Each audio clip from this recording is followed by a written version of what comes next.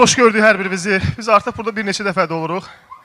Çox sevinirik. Tək həmişə belə gözəl günlərə gələk, xoş günlərə gələk. Həmişə qapınızda belə gözəl günlər olsun, dostlar, yaxınlar, qohumlar olsun. Sevindirici haldır ki, bu dostların, yaxınların içərisində biz də varıq.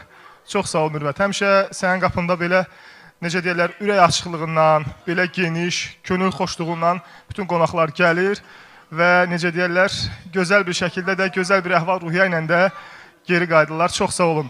Minnətdaram bu gözəl qonaqpərvərliyə görə, bu gözəl qarşılanmaya görə, bu gözəl süfrəyə görə, məclisə görə hər birinizə minnətdaram.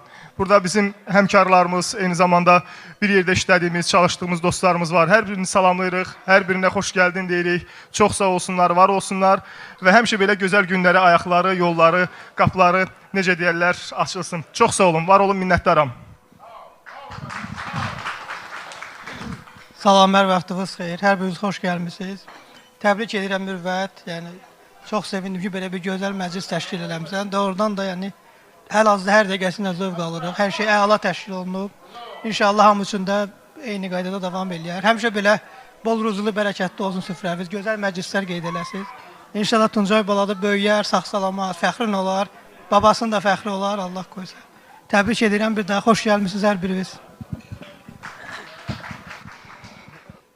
Əslində Xəyal bəy əsl aparıcı nitqi ilə ürəyimizdən keçən sözlərin hamısını səsləndirdi. Çünki belə məclislərdə ancaq deyiləcək, biz xoş sözlər deyə bilərik, təbriklər səsləndirə bilərik, xeyir dualar eləyə bilərik. Mən də elə bu təbriklərə qoşuluram. Tuncayı ad günü münasibəti ilə təbrik eləyirəm. O gün olsun Tuncayın hər zaman şəninə belə həsr olunan gözəl günlərə yığışaq. Eləcə də Melisanın, eləcə də cəmi ailəmizin. Təbrik eləyirəm, hər birinə can sağlığı arzu eləyirəm və həmişə bu həyata, bu məhləyə biz xeyir işlərə gələk. Mənim birinci gəlişimdir və etibar eləyib, dost bilib çağırmışam. Biz də bu vəfa borcunu yerinə yetirib bura gəlmişik və mən arzu eləyirəm ki, davamlı olaraq bu bizim əhdə vəfamız davam eləsin. Həmişə ən çətin günlərdə də, yaxşı günlərdə də bir-birimizin yanında olaq. Əvvəllər deyirdilər ki, çətin gün, xoş gündə insanlar hamı bir-birinin yanında olar. Əsas çətin gündə olmaqdır. İndi dövr elə dəyişib ki, insan insanın şad günündə də yanında olmalıdır. Baxıb paxıllıq eləməməlidir. Mən arzu eləyirəm ki, həmişə belə şadlıqları olsun və biz də baxıb sevinək. Təbrik eləyirəm.